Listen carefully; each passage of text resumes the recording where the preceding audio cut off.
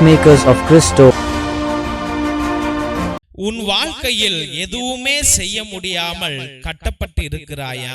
மத்தேயு சுவிசேஷம் 11வது அதிகாரம் 1வது வசனத்துல இயேசு தம் 12 சீடருக்கும் அறிவுரை கொடுத்து முடித்ததும் பக்கத்து ஊர்களில் கற்பிக்கவும் நற்செய்தியை அறிவிக்கவும் அவ்விடம் விட்டு அகன்றார்.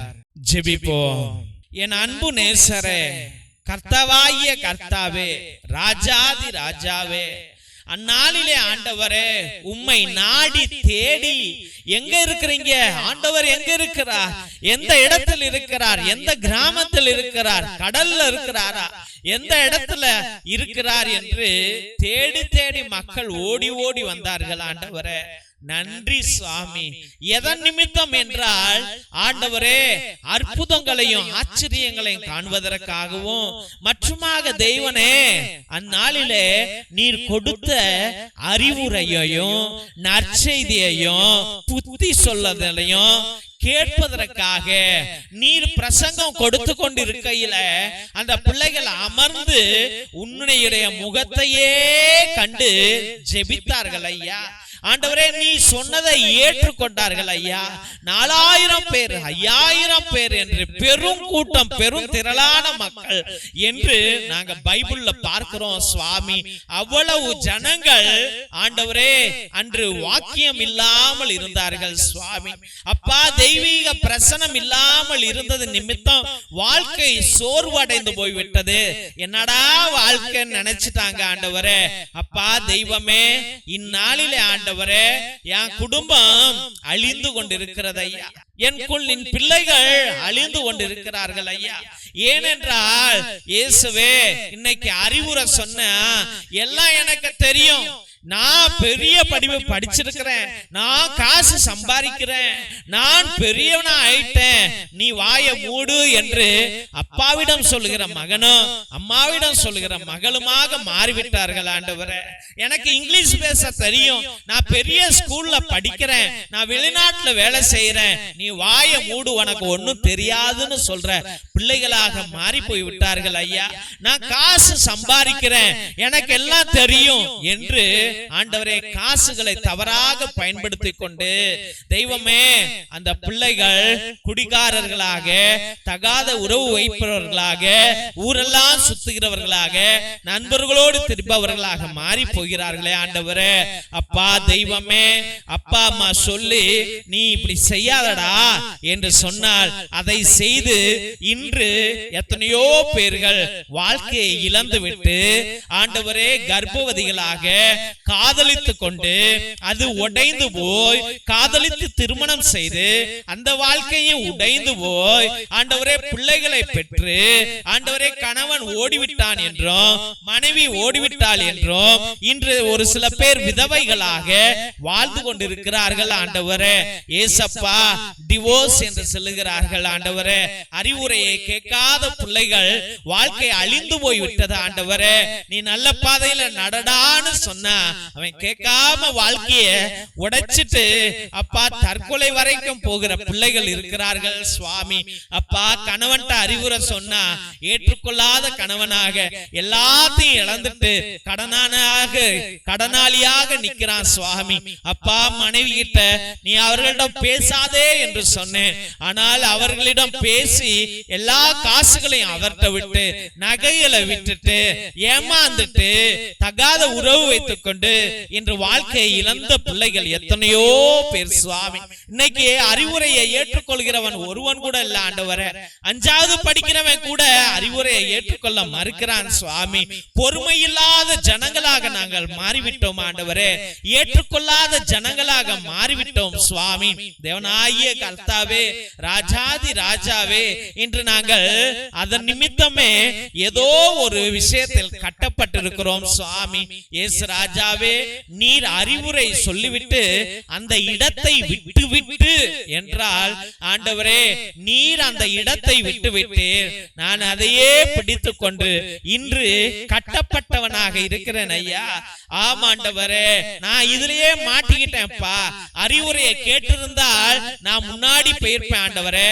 அறிவுரையை கேட்காததுனால இன்னைக்கு நஷ்டக்காரனாக, கடன்காரனாக, அப்பா விதவையாக, ஆண்டவரே வாழ்க்கையை இழந்தவனாக, குடும்பத்திலே பிளவுகள் வந்து, அண்ணன் தம்பிகள் சண்டைகள் வந்து, அக்கா தங்கைகள் சண்டைகள் வந்து, கோர்ட் கேஸ் என்று அலைந்து கொண்டிருக்கிறோம் ஐயா. தெய்வமே, அன்று அப்பா நல்ல மனிதர்கள் அறிவுரை கூறினார்கள். அதை கேட்டு வாழ்ந்தவர்கள் ராஜாக்களாக, ராணிகளாக மாறினார்கள் ஐயா. நல்ல வாழ்க்கை வாழ்ந்தார்கள் ஐயா. ஆனால் அறிவுரையை அப்பா கேட்காத மனிதர்கள் இன்று எத்தனையோ பேர் வாழ்க்கையை இழந்து விட்டார்கள் சுவாமி. எஸ் ராஜாவே, தெய்வாதி தேவனே, இந்த பிள்ளைகளுடைய செவுகளை திறங்க ஆண்டவரே, கண்களை திறங்க ஆண்டவரே, புத்தி சொல்லுதலை ஏற்றுக்கொள்கிற மனத்தன்மையை கொடுங்க ஆண்டவரே, பொறுமையை கொடுங்க ஆண்டவரே, பரிசுத்தத்தை வையுங்கப்பா, பக்தியை வையுங்க ஆண்டவரே, அறிவுரைகளை சிந்தித்து செயல்பட வேண்டும் ஆண்டவரே.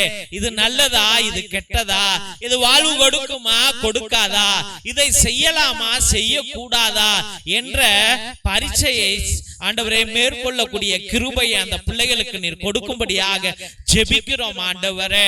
இயேசு ராஜாவே, இந்த உலகம் இன்றைய நாளிலே அறிவுரை கூறுகிற உலகமாக மட்டுமே இருக்கிறது சுவாமி. ஆமா ஆண்டவரே, ஏதாவது ஒரு உதவின்னு போய் கேட்டா அறிவுரை சொல்றான், ஆனா உதவ மாட்டேங்கிறான் ஆண்டவரே. வாய் நிறைய பேசுறான்ப்பா, ஆனா காசு கொடுக்கணும்னா பின்வாங்குறான் ஆண்டவரே. என்கிட்ட இல்லன்னு போய் சொல்றாங்க ஐயா. தெய்வமே, இந்த வேலைக்கு வா என்று உதவி கேட்டால் வரமாட்டேங்கிறான், ஆனா புத்தி சொல்றான் ஆண்டவரே.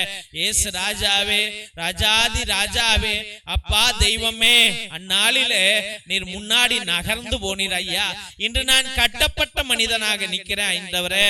நான் என் கடன்ல ஆண்டவரே நிக்கிறேன் சுவாமி, தோல்வியில நிக்கிறேன் ஆண்டவரே. அப்பா நஷ்டத்துல இருக்கிறேன்ப்பா ஆண்டவரே. தெய்வமே, காசு இல்லாம நிக்கிறேன் ஆண்டவரே, வேலை இல்லாம நிக்கிறேன் ஐயா, குழந்தை இல்லாம நிக்கிறேன் ஐயா. இயேசுவே, அன்னைக்கு நான் நல்லது செய்திருந்தால் இன்று அப்பா நான் அவமானத்திற்கு உள்ளாக மாட்டேன் ஆண்டவரே. அப்பா, அன்று உன்னுடைய அறிவுரையை நான் கேட்டிருந்தால் ஐயோ, ஆலயத்துக்கு போகணும், ஜெபிக்கணும், மெழுவத்தி ஏத்தி வச்சு நம்மையே அர்ப்பணிக்கணும், தேவனை பற்றி கொள்ளணும், ஏசப்பாவையே நோக்கணும், வேற யாரையும் நோக்கவே கூடாது. இந்த உலகம் கெட்டது, தேவன் நம்மை காப்பாற்றுவார், சாத்தானுடைய பிடியிலிருந்து ரட்சிப்பார் என்று அந்நாளிலே நான் என்னையே உமக்கு அர்ப்பணி இந்த நிலைமை எனக்கு இன்றைய நாளிலே வந்திருக்கிறதா ஆண்டவரே. ஏசப்பா, என் தெய்வமே, என் மீது கருணை கொள்ளுங்க ஆண்டவரே. தேவனாய கர்த்தாவே, உன்னுடைய அறிவுரை நான் கேட்கிறேன்ப்பா, எனக்கு புத்தி சொல்லுங்க ஆண்டவரே. என் புள்ள படிக்கிறதுக்காக புத்தி சொல்லுங்க ஐயா, என் கணவன் வேலைக்கு போறதுக்காக, தொழில் தொடங்குவதற்காக புத்தி சொல்லுங்க ஆண்டவரே. என் மனைவி அன்போடு பேச புத்தி சொல்லுங்க ஐயா.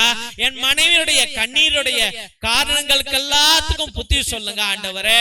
இயேசுவே, எங்கள் வளர்ச்சிக்கு புத்தி சொல்லுங்க ஐயா, எங்கள் ஆனந்தத்துக்கு புத்தி சொல்லுங்க ஐயா, எங்கள் ஒற்றுமைக்கு புத்தி சொல்லுங்க ஐயா, எங்களுடைய பலனுக்கு புத்தி சொல்லுங்க ஐயா. தெய்வனாதி தேவனே, எங்களோடு பேசுங்க ஆண்டவரே. அப்பா, நீர் மட்டுமே எங்களோடு பேசணும் ஐயா. ஒளிதரும் வார்த்தைகள் எங்கள் மத்தியிலே வரணும், எங்க உள்ளத்துக்குள்ள பாயணும் ஆண்டவரே. சக்தி வரணும், எங்கள் மீது மனமிறங்கும் ஆண்டவரே. ராஜாதி ராஜாவே, நீர்தான் இனிமேல் இந்த குடும்பத்திலே இவர்கள் மத்தியிலே பேசி எல்லா காரியங்களிலும் உம்முடைய கரமும் உம்முடைய அறிவுரையும் இருக்க வேண்டும் என்று ஜெபித்து அருமையான பிள்ளைகளை உம்முடைய பரிசுத்தமான கல்வாரி பாதத்திலே சமர்ப்பித்து ஜெபிக்கிறோம் எங்கள் ஜீவனுள்ள நல்ல பிதாவே. ஆமென், ஆமென், ஆமென். சிலுவை ஆசீர்வாதத்தை பெற்றுக்கொள்வோம். தந்தை ஆசீர்வாதத்தின் திருசிலுவை, திருசிலுவை உனக்கும் உன் குடும்பத்திற்கும் வெளிச்சமாய் இருக்கிறது.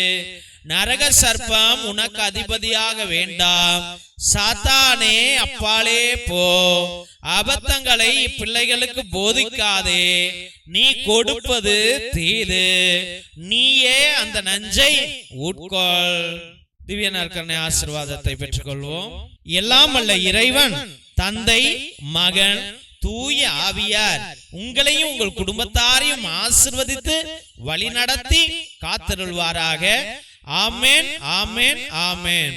இயேசுவில் அன்பார்ந்த தெய்வ பிள்ளைகளே, ஒவ்வொரு நாளும் மதியம் 3 மணியிலிருந்து 5 மணி வரைக்கும் தேவனோடு ஒன்றித்து எல்லா பிள்ளைகளையும் ஒரே குருவானவர் எல்லா ஜெபங்களையும் சொல்லி அவ்வளவு அருமையாக நற்கருணை ஆராதனையிலும் இந்த ஜெப வழிபாடுகளிலும் திருப்பலியையும் எல்லா ஜெபங்களையும் உங்களுக்காக சொல்லி அர்ப்பணிக்கிறார் என்றால் எவ்வளவு வல்லமையான தேவன் வல்லமையை உங்கள் மீது பொழிவார் என்பதை நீங்கள் சிந்தித்து பாருங்கள். அதனால் உங்கள் திருப்பலி கருத்துக்களை நீங்கள் அனுப்பலாம், தயங்காமல் அனுப்பலாம்.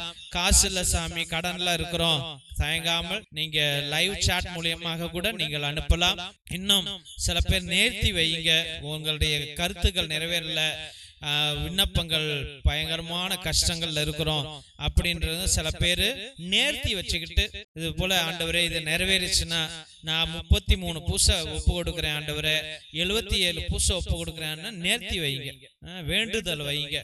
5 பூசை 7 பூசை ஒப்பு கொடுக்குறேன் ஆண்டவரே, இல்ல 10 பூசை ஒப்பு கொடுக்குறேன் ஆண்டவரே, 12 பூசை ஒப்பு கொடுக்குறேன் ஆண்டவரே, 33 பூசை ஒப்பு கொடுக்குறேன்னு நேர்த்தி வைக்கும் போது தேவன் இன்னும் அதிசயங்களை செய்வார்.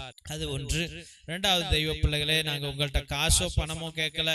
2 மணி நேரம் உங்களுக்காக எல்லா செலவுகளும் பண்ணிட்டு camera on, net on, light on, எல்லாம் ஆன்ல இருந்துகிட்டு உங்களுக்காக ஜெபித்து கொண்டு இருக்கிறோம். உங்கள்கிட்ட இருந்து நாங்க எதுவும் எதிர்பார்க்கல.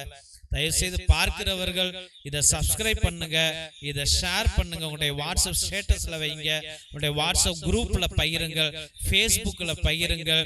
உங்களுக்கு தெரிஞ்சவங்கள்ட்ட இந்த ஜபத்துல ஈடுபட்டதுக்கு சொல்லுங்க, அவங்களையும் சப்ஸ்கிரைப் பண்ண சொல்லுங்க. இது வளர்ந்தால்தான் எங்க ஃபாதர் எங்களுக்கு பர்மிஷன் கொடுப்பாங்க.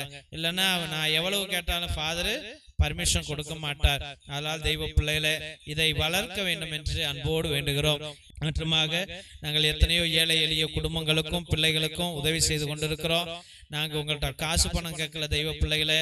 ஒரே ஒண்ணு என்னன்னா, உங்க அண்ணன் பிள்ளைங்க, தம்பி பிள்ளைங்க, உங்க பிள்ளைங்க ட்ரெஸ் இருக்கும், பழைய ட்ரெஸ் இருக்கும், பயன்படுத்திய ட்ரெஸ், ட்ரௌசர், டிஷர்ட் அப்படின்னு இருக்கும். அதை தயவு செய்து சிலப்ப பத்தாம போயிருக்கும், அந்த ட்ரெஸ்ஸை நீங்க பேக் பண்ணி எங்களுக்கு அனுப்புங்க, பார்சல்ல போட்டு விடுங்க. ஒரு 100 ரூபா ஆகும், இல்லை 200 ரூபா ஆகும் பார்சல். அதை நீங்க கொஞ்சம் பொறுத்துக்கிட்டு நீங்க பண்ணுங்கன்னா, உங்க வீதியில நிறைய பேர் பணக்காரர்கள் இருப்பாங்க, அவங்கள்ட்ட சொல்லி அவங்க பிள்ளைங்களுடைய பழைய ட்ரெஸ் வீணா போட்டு வச்சிருப்பாங்க, அதை எங்களுக்கு அனுப்பிவிட்டால் எங்க பிள்ளைங்க அவ்வளவு சந்தோஷப்படுவார்கள். அதை தயவுசெய்து செய்யுங்கள். முடிந்த அளவுக்கு ஏதாவது நோட்டு புஸ்தகம், பேனா, பென்சில், ஒரு பென்சில், ஒரு பேனா இருந்தா கூட, ஒரு ஸ்கேல் இருந்தா கூட எங்களுக்கு அவ்வளவு சந்தோஷம் தெய்வ பிள்ளைகளே. அதை அனுப்பி வைக்கும்படியா அன்போடு வேண்டுகிறோம். மற்றுமாக உங்களுக்கு ஏதாவது தெய்வன ஆசீர்வாதங்கள் கொடுத்திருந்தால், ஏதோ ஒரு மிடில் கிளாஸ் ஃபேமிலி, இல்ல உங்களுக்கு மனசு இருந்தால், நாங்க உதவுற குடும்பங்கள்ல பல்பு கிடையாது, கரண்ட் கிடையாது, அந்த வீட்டுல சோலார் லைட் ஏதாவது உங்களால முடிஞ்சா ஒரு 200 ரூபா 300 ரூபா போட்டு ஒரு 2-3 சோலார் லைட் நீங்க வாங்கி அந்த குடும்பங்களுக்கு கொடுத்தால் மிகவும் நல்லதாக இருக்கும் தெய்வ பிள்ளைகளை. மிரக்கல் ஆயில் எத்தனையோ நோய்களை, வலிகளை, ஆஸ்மாவை, மூச்சு வாங்கல, இழப்பு வாங்கல், ஃபீவரை, தலைவலிய, பல்லு வலிய, கை கால் மூட்டு வலிக்கு அவ்வளவு உதவுது, பிபி சுகருக்கு உதவுது. அதை நீங்கள் வாங்கி பயன்படுத்தும்படியாக அன்போடு வேண்டுகிறோம். மற்றுமாக இந்த இரத்தத்தின் விடுதலை ஜெப புத்தகம், இதை வாழ்நாள் முழுவதும் நீங்கள் சொல்லும்படியாக அன்போடு வேண்டுகிறோம். இது உன்னத ஜெப புத்தகம். 120 வருஷத்துக்கு முன்னாடி நம்முடைய மூதாதையர்கள் பயன்படுத்திய புஸ்தகம். அந்தோனியா தகடு, செபஸ்தியா தகடு, அதில் உள்ள ரகசிய ஜபங்கள் அடங்கிய புத்தகம், சாத்தான்களை கட்டுகிற புத்தகம், நோய்களை தீர்க்கிற புத்தகம், செய்வினைகளை அகற்றுகிற புத்தகம் இது. இதை வாங்கி நீங்கள் உங்களுடைய வாழ்க்கையில பயன்படுத்தும்படியாக அன்போடு வேண்டுகிறோம். Praise the Lord. ஹல்லேலூயா.